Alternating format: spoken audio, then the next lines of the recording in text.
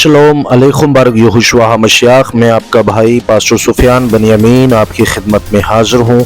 आप देख रहे हैं Sufiyan BM YouTube channel.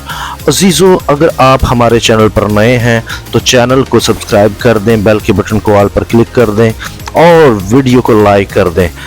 Comment के ज़रिए अपनी राय ज़रूर दें और वीडियो को दूसरों के साथ शेयर कर दें। अजीज़ों, जैसा कि आप सब जानते हैं, हम सीख रहे हैं यहोशुआ मशियाख की सन 70 में बादलों पर आमद हुई थी। आज इसका एपिसोड 5 है। इस एपिसोड में हम ज़करिया 14 बाब की आयत नंबर 1 से लेकर 5 तक नबूवत को देखेंगे, क्योंकि ये सन 70 में नबूवत तकमील पाती है। और आज हम यहोशुआ मशियाख की जो आमद 66 का सन 70 के दरमियान हुई थी, जो कि बादलों पर आमद हुई थी, उसके तारीख़ी और हिस्ट्रिकल सबूत भी देखेंगे और कुछ हवाला जात हम बाइबल मुकद्दस से भी मेंशन करेंगे। तो आए अजीज़ों, अपने मौजू को शुरू करते हैं और इस मौजू के मरकज़ी हवाले को पढ़ते हैं। ज़करिया 14 बाब आयत नंबर 1 से लेकर 5 तक पढ़ रहा हूँ। लिखा है, दे खुदावन का दिन आता है जब तेरा माल लूट कर तेरे अंदर बांटा जाएगा, क्योंकि मैं सब कौमों को फराहम करूँगा कि यरूशलेम से जंग करें और शहर ले लिया जाएगा और घर लूटे जाएंगे, औरतें बेहुरमत की जाएंगी और आधा शहर असीरी में जाएगा, लेकिन बाकी लोग शहर ही में रहेंगे। तब खुदावंद खरूज करेगा और उन कौमों से लड़ेगा जैसे जंग के दिन लड़ा करता था। और उस रोज़ वो कोह ज़ैतून पर जो यरूशलेम के मशरिक में वाक़या है खड़ा होगा, और कोह ज़ैतून बीच से फट जाएगा और उसके मशरिक से मगरिब तक एक बड़ी वादी हो जाएगा, क्योंकि आधा पहाड़ शुमाल को सरक जाएगा और आधा जनूब को। और तुम मेरे पहाड़ों की वादी से होकर भागोगे, क्योंकि पहाड़ों की वादी आजल तक होगी। जिस तरह तुम शाह यहूदा उजिया के अयाम में जलजला से भागे थे, उसी तरह भागोगे, क्योंकि खुदावंद मेरा खुदा आएगा और सब कदूसी तेरे साथ होंगे। अजीज़ों, इख्तिसार की खातिर हम सिर्फ इन 5 आयात पर तवज्जो मरकूज करने जा रहे हैं। इस बाब के आखिरी हिस्से में बहुत सारी अलामतें हैं और ये पोशीदा हो सकती हैं, लिहाजा आएँ आसान हिस्से पर तवज्जो मरकूज करें। सबसे पहले हमें अपने आप से ये सवाल पूछना होगा कि क्या नया अहद इस हवाले का इक़्तिबास देता है? तो जवाब है जी हाँ। जब हम ज़ैतून के पहाड़ पर यहोशुआ की गुफ्तगू के बारे में लूका के लिखे हुए बयान को पढ़ते हैं, तो हमें ज़करिया की पेशनगोइयों की बहुत सी मुसावतें नज़र आती हैं। तो आए लूका के भी हवाले को पढ़ लें। लूका 21 बाब आयत नंबर 20 से लेकर 27 तक पढ़ रहा हूँ। लिखा है, फिर जब तुम यरूशलेम को फौजों से घिरा हुआ देखो तो जान लेना कि उसका उजड़ जाना नज़दीक है।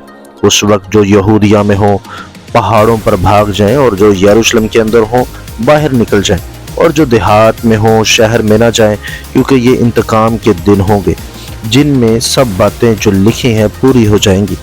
उन पर अफसोस है जो उन दिनों में हामला हो और जो दूध पिलाती हो, क्योंकि मुल्क में बड़ी मुसीबत और इस कौम पर गज़ब होगा और वह तलवार का लुकमा हो जाएंगे और असीर होकर सब कौमों में पहुंचाए जाएंगे।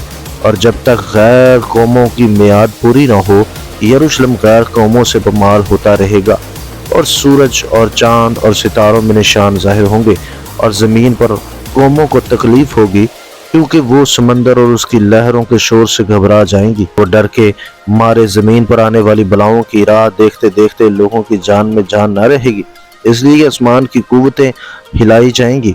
उस वक्त लोग इब्ने आदम को कुदरत और बड़े जलाल के साथ बादलों में आते देखेंगे। दोनों हवाला जात में सियाक़ो सबाक में यरूशलेम को गैर कौमों की फ़ौजों ने मुहासरे में ले रखा है, और दोनों हवालों में से यरूशलेम पर कब्ज़ा कर लिया गया है, ये नज़र आता है।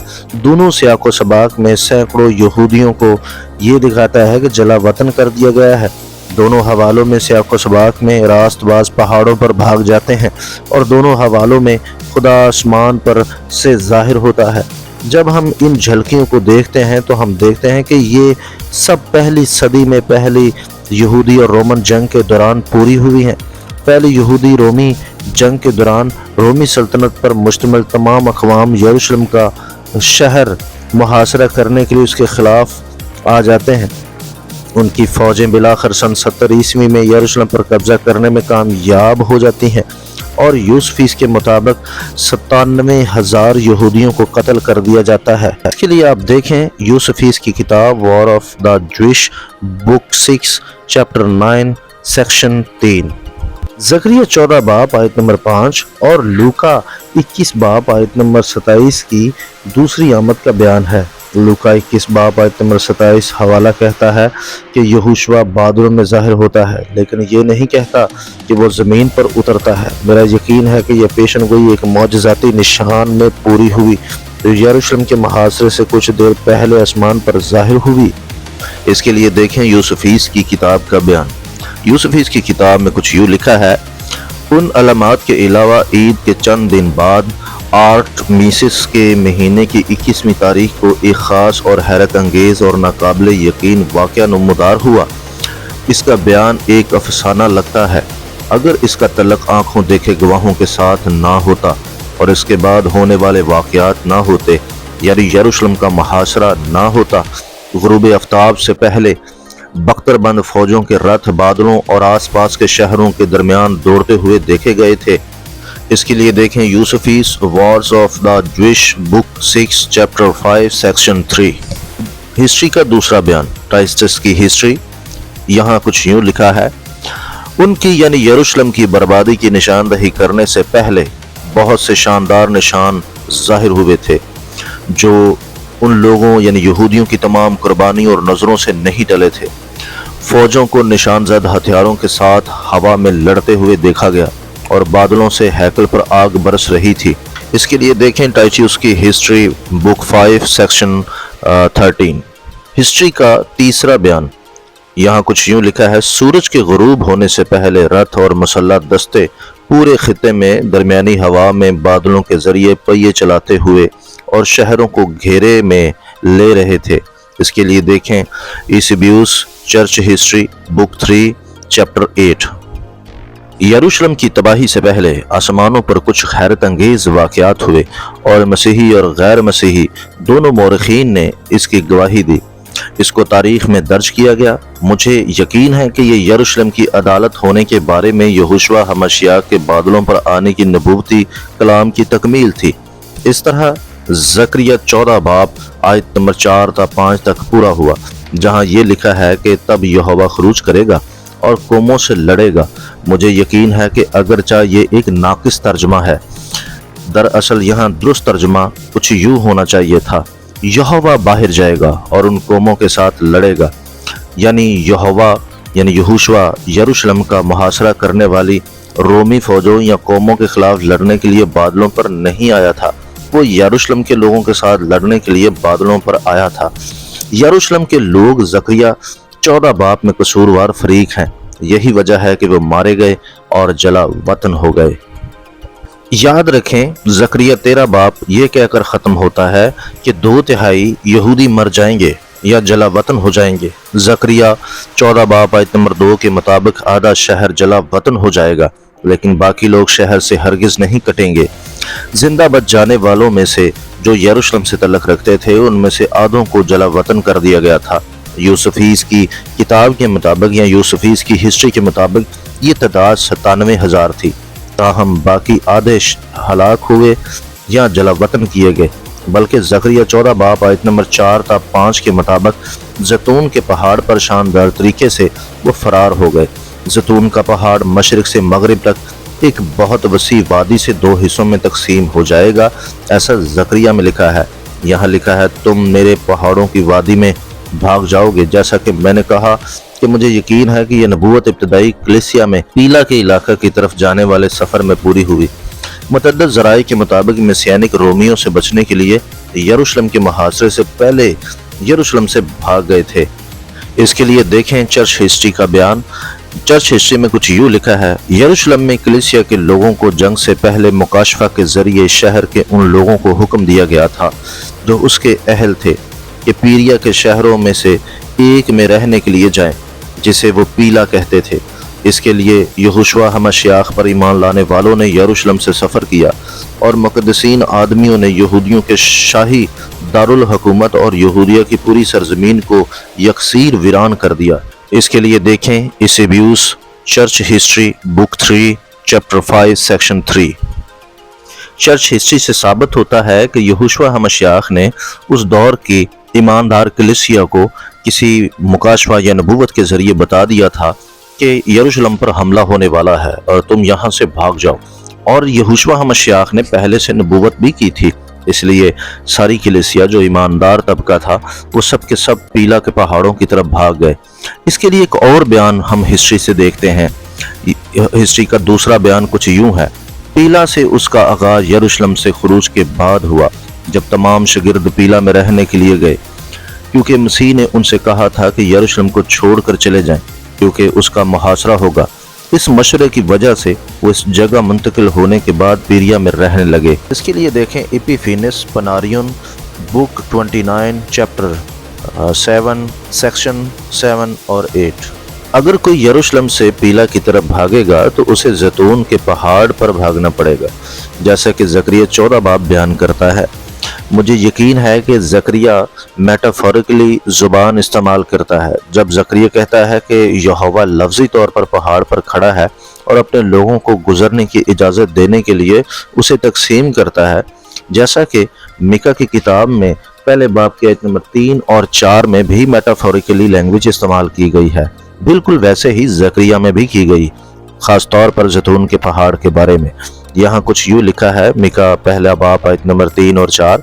यहाँ लिखा है, क्योंकि देख खुदावंद अपने मस्कन से बाहर आता है और नाज़िल होकर ज़मीन के ऊंचे मकामों को पमाल करेगा, और पहाड़ उसके नीचे पिघल जाएंगे और वादियाँ फट जाएंगी, जैसे मोम आग से पिघल जाता और पानी कराड़े पर से बह जाता है। ऐसा ना हो कि आप ये सोचें कि मिका आखिरी दिनों के बारे में पेशनगोई कर रहा था। इसका तारफ सुने और देखें।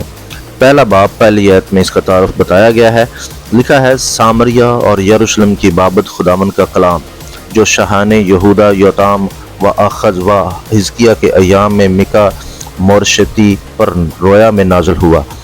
वाज़ेह तौर पर मिका माजी बेद में सामरिया और यरूशलेम पर आने वाली मुसीबतों के बारे में लिखा गया था, और इसलिए मिका पहला बाब आयत नंबर 3 और 4 अस्तरात यानी मेटाफोरिकली है।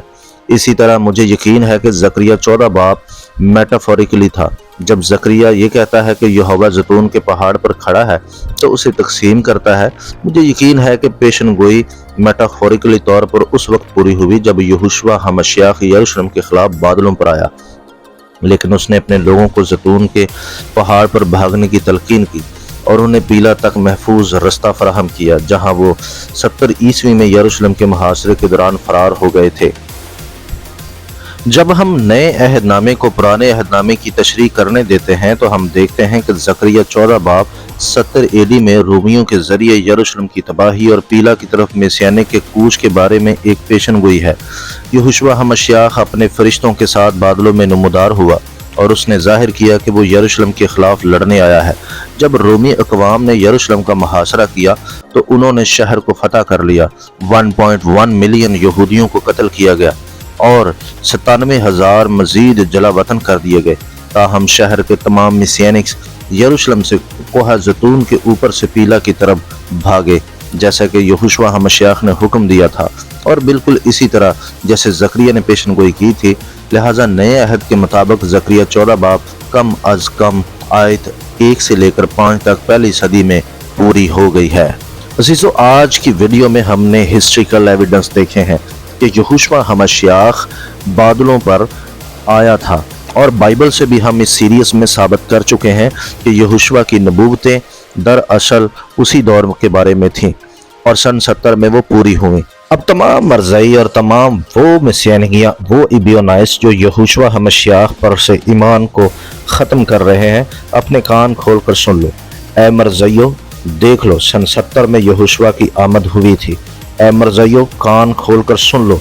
जब उसने अपना मत्ती 24 वाला वादा पूरा किया और अपनी नबूवतों को पूरा किया तो बाकी नबूवतें भी पूरी होने जा रही हैं और तुम अपनी चूं चूं करते रहोगे, लेकिन बाइबल मुकद्दस के एक एक अल्फाज को अपनी आंखों से पूरा होता हुआ देखोगे। सो लिहाजा यहोशुआ ने जब वो वादे पूरे किए तो अब 1000 साल बादशाही के मतलब भी वादे पूरे करने वाला है। 1000 साल बादशाही पूरी होगी और दुनिया पर कायम होगी, और तुम लोगों पर मर्ज़ियो तुम पर बादशाही हम करेंगे। ख़ास तौर पर मैं तो यहोशुआ को कहूँगा कि मेरे हवाले तमाम मर्ज़ाई कर दें। मेरे वाले अगर तुम लोग हो गए तो तुम्हारा बड़ा बुरा हश्र होगा। सो अजीज़ों, आप सबसे गुजारिश है कि अगर आप नए हैं तो चैनल को सब्सक्राइब कर दें, बेल के बटन को ऑल पर क्लिक कर दें और वीडियो को दूसरों के साथ शेयर कर दें। हमारे साथ जुड़े रहें। मिलते हैं अगले वीडियो में, तब तक के लिए शलोम।